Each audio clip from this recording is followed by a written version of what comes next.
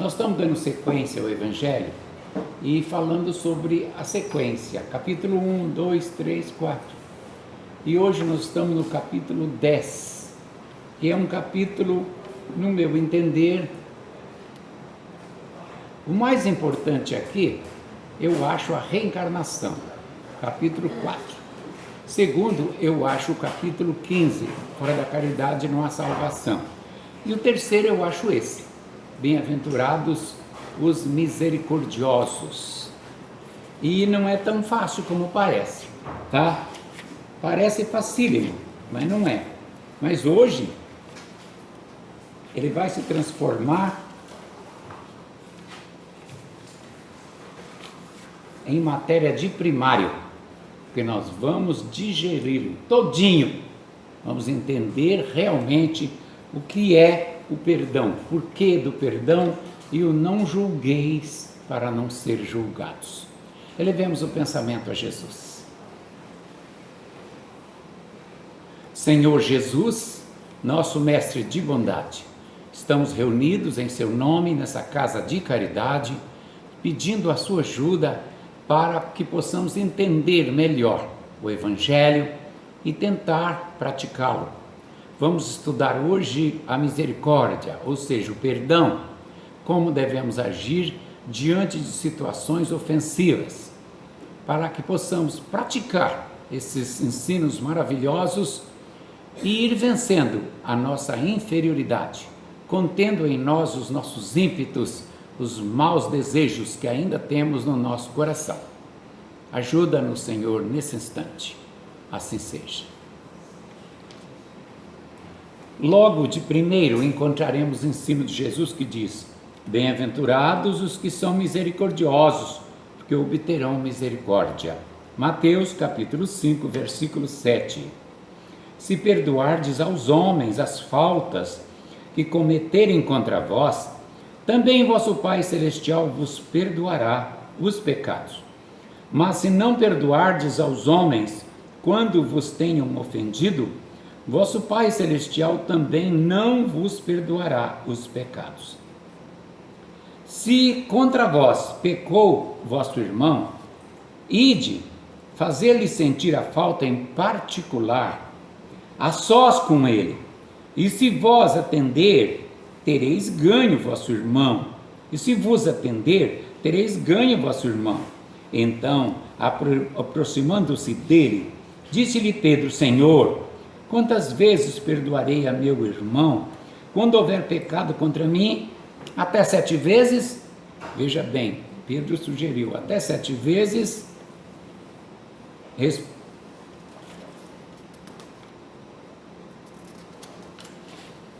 Respondeu-lhe Jesus: não vos digo que perdoeis até 7 vezes, mas até 70 vezes 7 vezes.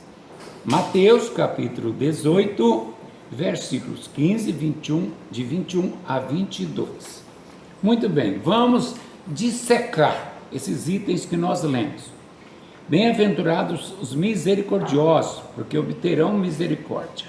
Primeiro, o que é ser misericordioso? Misericordioso, segundo o nosso dicionário, é aquela pessoa que tem muita misericórdia em si, no seu coração. E o que é misericórdia? Misericórdia é entender a miséria do coração alheio. Misericórdia vem de miséria, ou seja, pobreza exagerada de amor. Pobreza exagerada de amor é miséria perante a vida. E evidentemente do coração alheio, simbolizando o nosso interior. Por isso é misericórdia, que quer dizer coração, tá? Ora, quem tem essa misericórdia? É aquele que compreende a falha alheia, compreende que o outro tinha motivos para se zangar com ele. Se não tinha motivos, compreende a fraqueza do outro. Não, ele foi um momento de fraqueza, por isso ele fez isso comigo, então está perdoado. Então, ter misericórdia é compreender a dificuldade alheia e não cobrar ela excessivamente, tá? Se perdoardes aos homens as faltas que cometeram contra vós, também vosso Pai Celestial vos perdoará aos vossos pecados. Mas se não perdoardes, quando vos tende ofendido, vosso Pai também não vos perdoará. Olha, esse trecho aqui carece sim de muita explicação. Uma pessoa que não conheça a doutrina espírita e não sabe como funciona a lei da natureza, tá? A semeadura é livre e a colheita é obrigatória, como disse Jesus, não vai entender isso daqui. Então, só com o advento da doutrina espírita é que se pode entender o Evangelho de Jesus plenamente. Veja só, se perdoardes aos homens, Deus vos perdoará. Mas nós que somos espíritas, sabemos que Deus não perdoa. Estão assustados? Alguém aí dos Estados Unidos que está me ouvindo também ficou assustado? Porque lá tem grupo que nos assiste pela internet. E manda mensagem para mim, certo? Assustados? Não, não fique. Deus não perdoa. Olha, o próprio Jesus disse que Deus não perdoa, em outra frase. Quando foi que ele disse? Ele diz: a semeadura é livre, mas a colheita é obrigatória. Ora, se a colheita é obrigatória, onde está o perdão? Não existe. Mas existe ou não existe? Existe da seguinte maneira: Deus em geral cobra de nós, Deus não, a lei universal cobra de nós a nossa instrução, a nossa melhoria, a nossa reforma íntima. Então a justiça de Deus, a lei de Deus não cobra de nós castigo, ela cobra de nós educação, ela visa educar os seus filhos, como todo bom professor.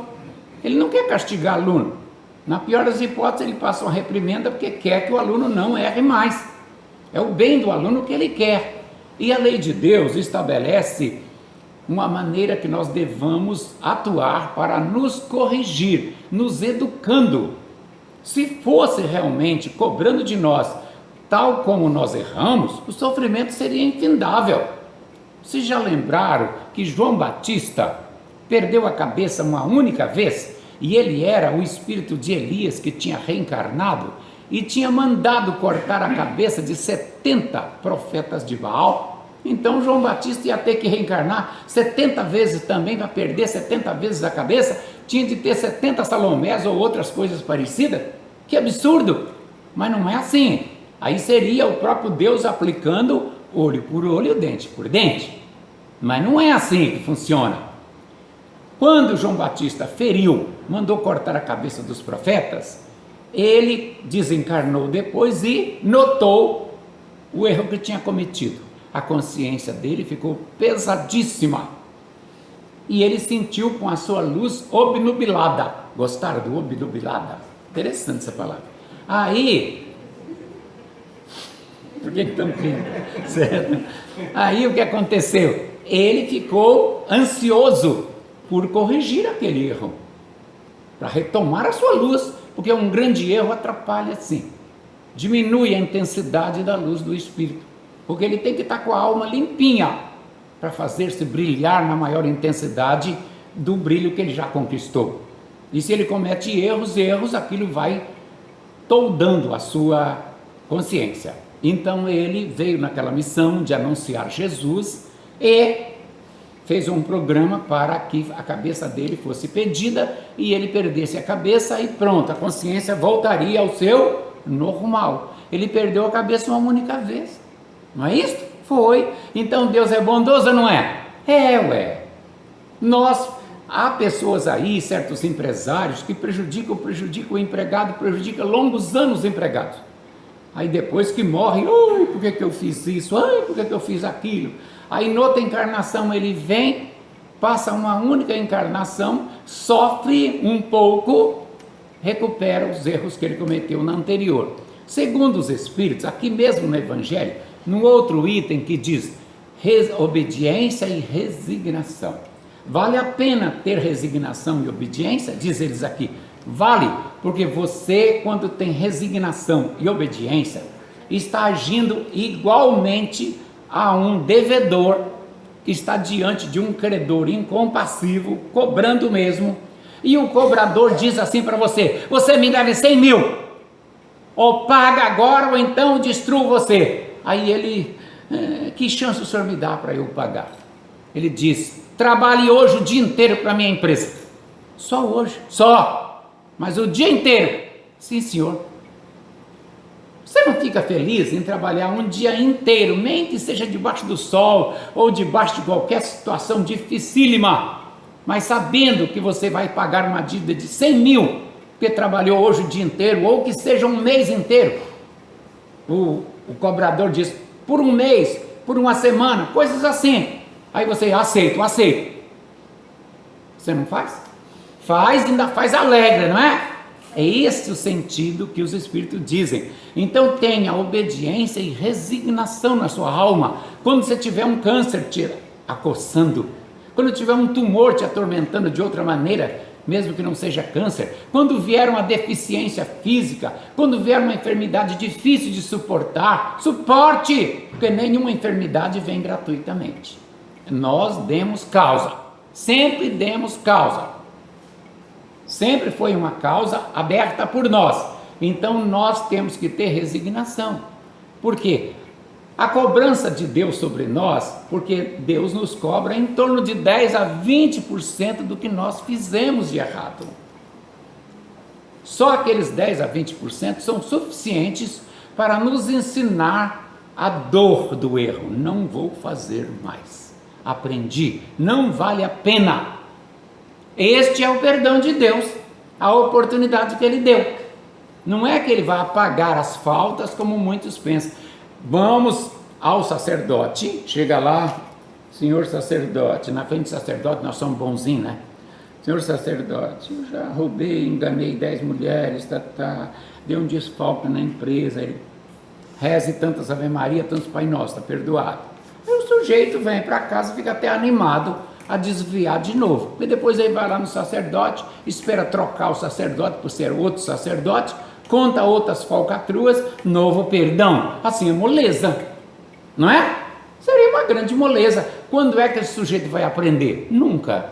Ele tem que sofrer duras penas, nem que seja uma pena relativamente curta, mas que sirva para uma grande educação do espírito dele, para ele não fazer mais. Então a justiça divina visa educar e não castigar. Isso que ocorre. Mas, então Deus não perdoa? Não. Só que vamos compreender o que Jesus falou. Perdoai para que Deus vos perdoe. Bem, então, o que quer dizer esse perdão de Deus? Perdão de Deus, duas oportunidades tem. As 1000 chances que Ele te dá, que Ele me dá, que Ele dá a nós, para corrigirmos os nossos erros, tá? Não uma vez só, muitas vezes, tá? Várias vezes, e também só tem direito a essas oportunidades se chegar a Ele de coração limpo.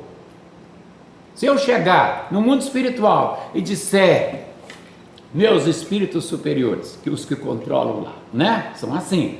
Eu quero a oportunidade de corrigir aqueles meus erros que eu pratiquei lá na Guanabara, enganei aquele povo todo, fiz 1000 coisas lá.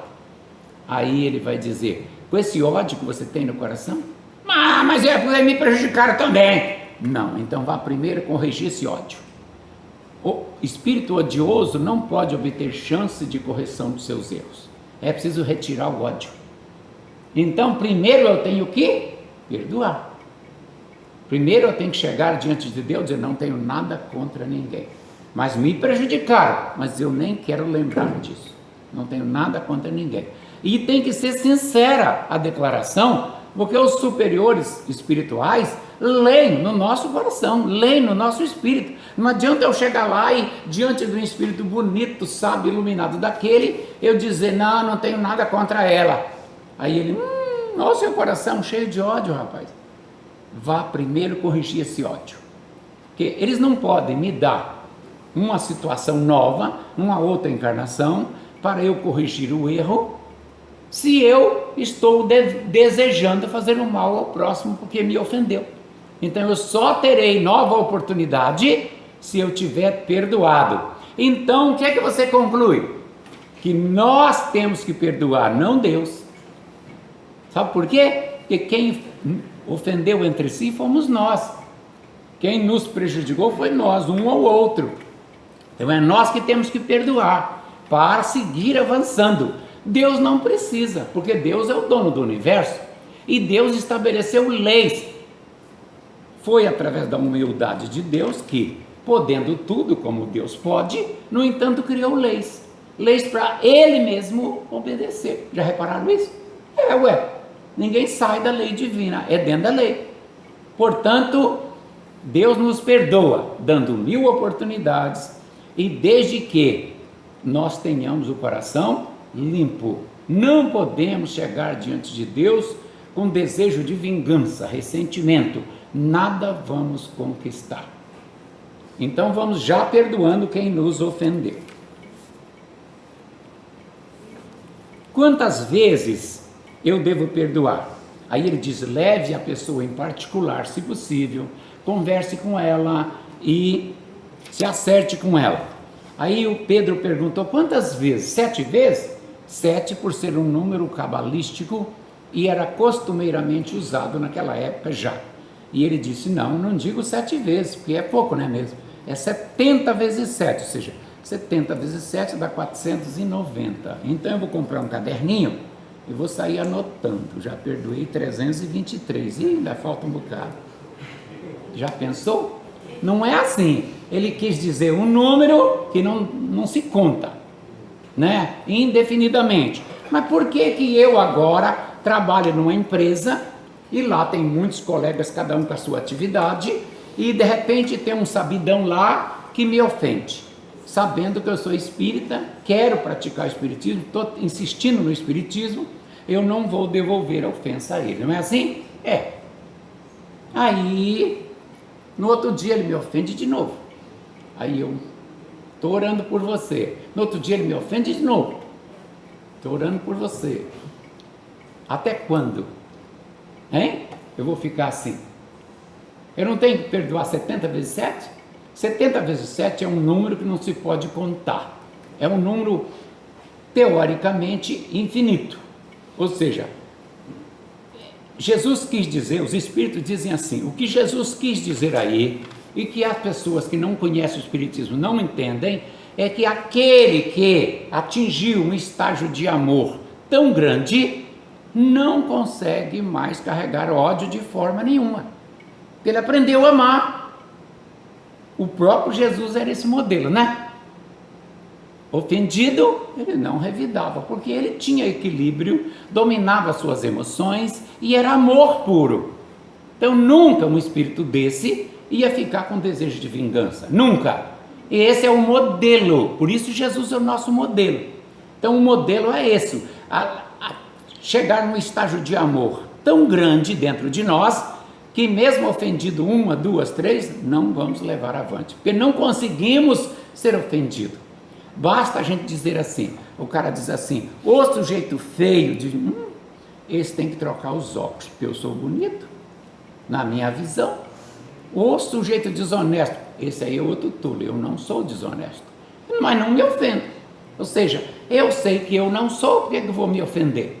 Mas esse, para estar num estágio desse, só mesmo aquele que já galgou muito amor, né? Eu vou dizer um tipo Chico Xavier, porque o homem era mais ou menos assim, né? Cheio de bondade, é muito difícil a gente chegar num estágio daquele, né? Ou tipo Gandhi também, né? Não se ofendia, tá? Mas nós não conseguimos isso.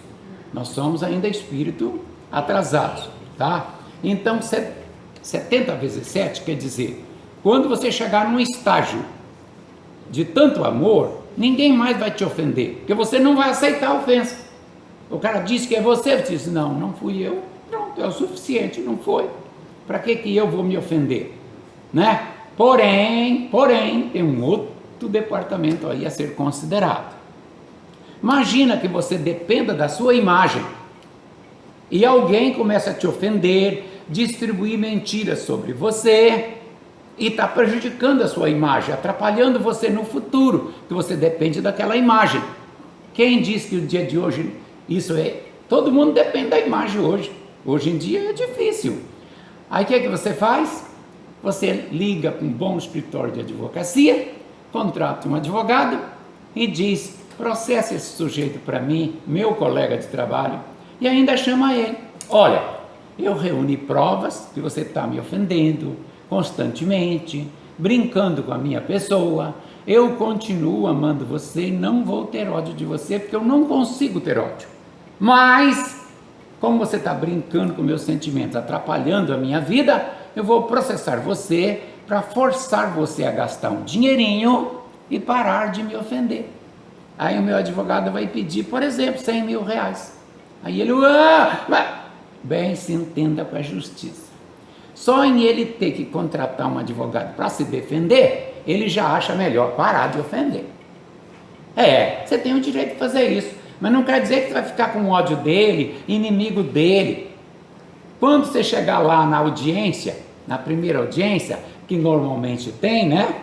Aí você vai chegar na frente do juiz e dizer, não, excelência, eu nada tenho contra ele, até gosto dele, mas é o meio que eu encontrei de corrigir as barbaridades dele, né? Processando ele.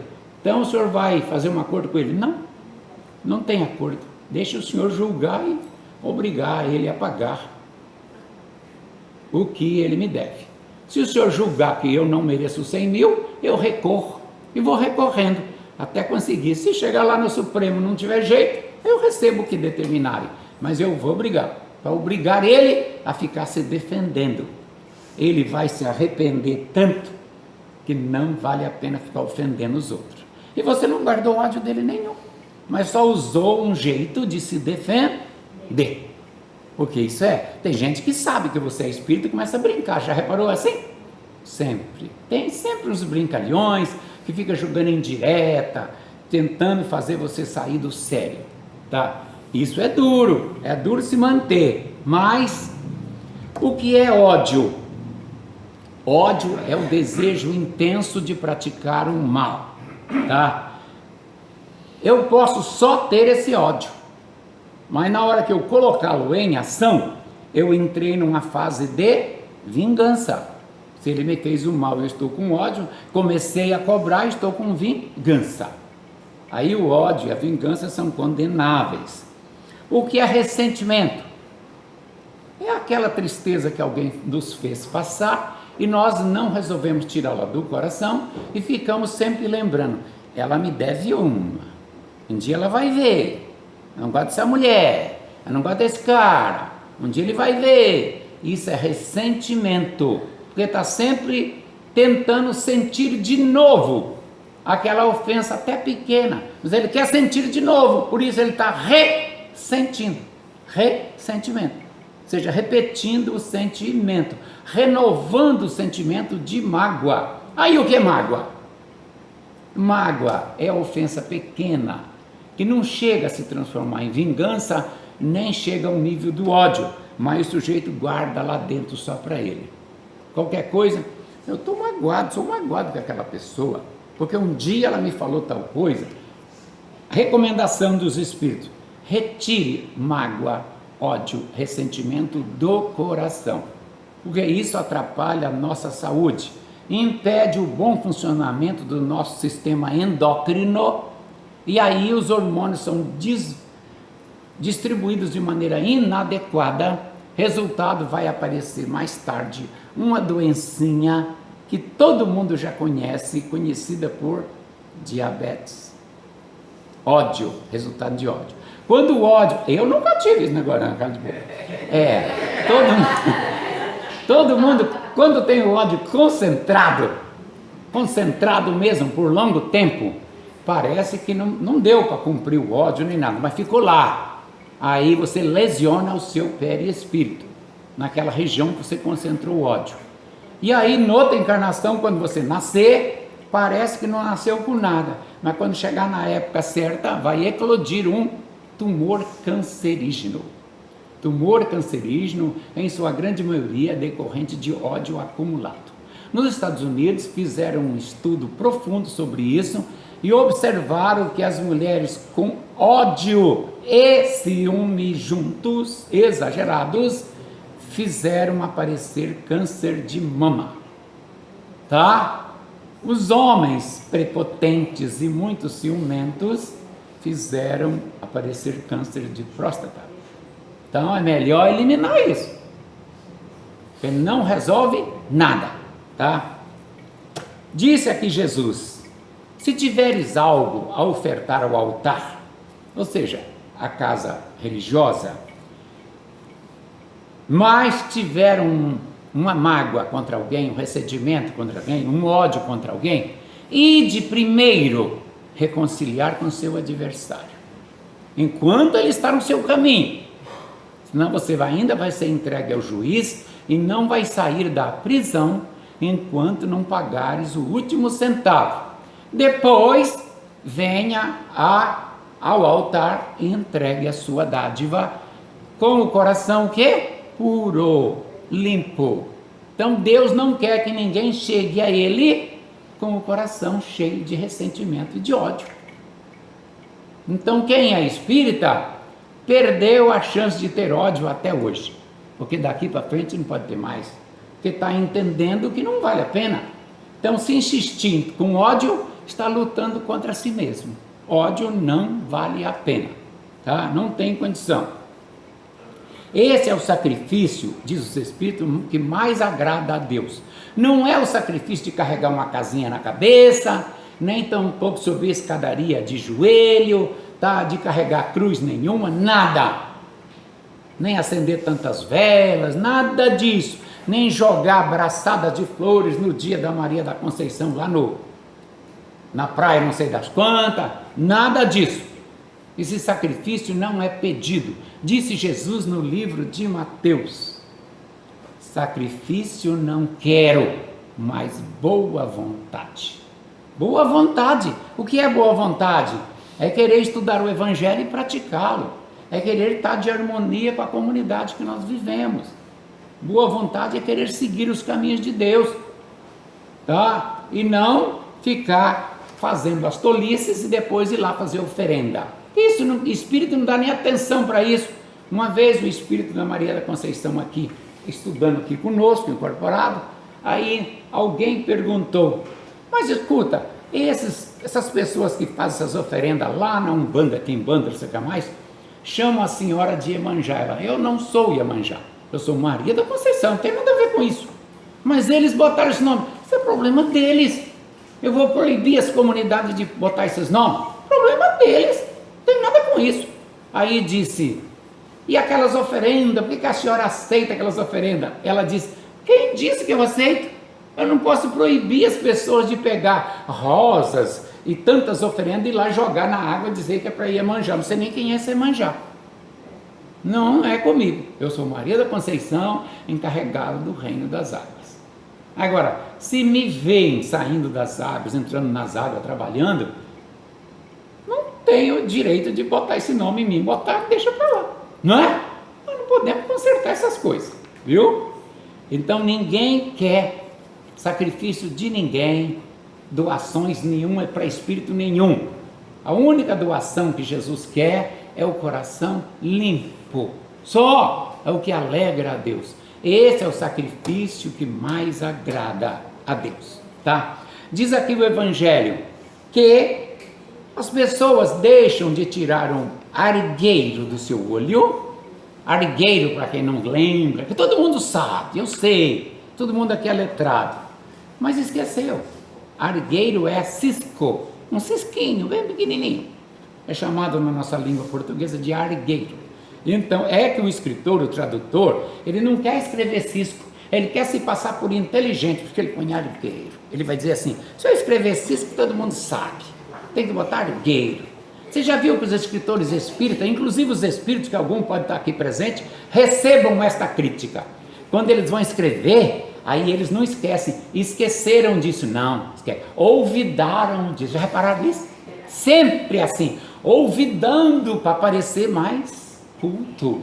Todo mundo sabe que olvidar é esquecer, mas eles põem olvidando, argueiro, é a mania de se escrever para parecer-se importante, tá? Aí diz ele, o sujeito olha no outro e diz: esse tem um cisquinho, olha como ele é, mas você tem uma trave.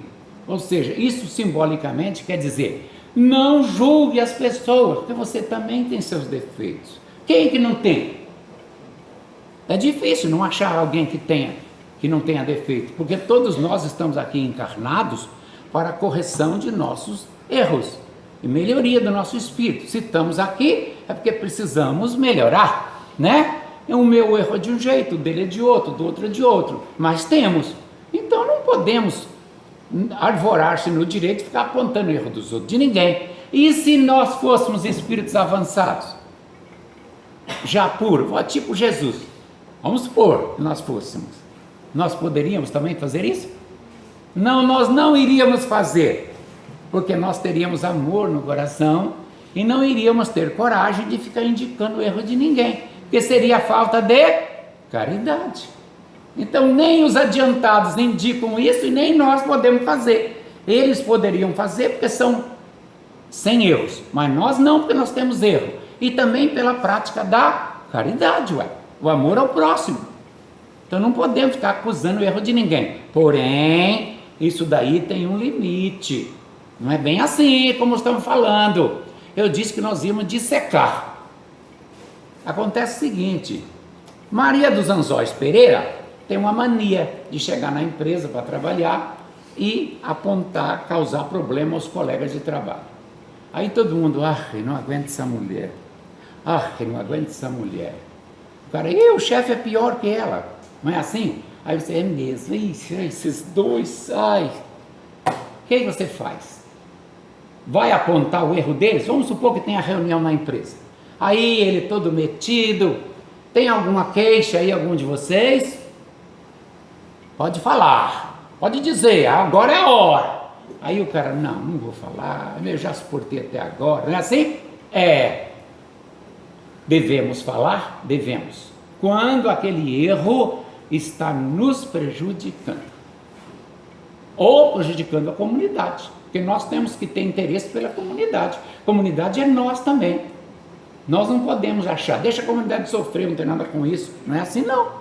A comunidade pertence a nós temos que nos interessar pela comunidade. Se alguém está prejudicando a comunidade, é como se estivesse prejudicando a nós. Não pode. Então dizer, não, o senhor tem a mania XXX, mas isso é problema meu. Não, mas está prejudicando as pessoas. É seu quando não prejudica ninguém. Aí a gente não vai tocar no assunto, o problema é dele.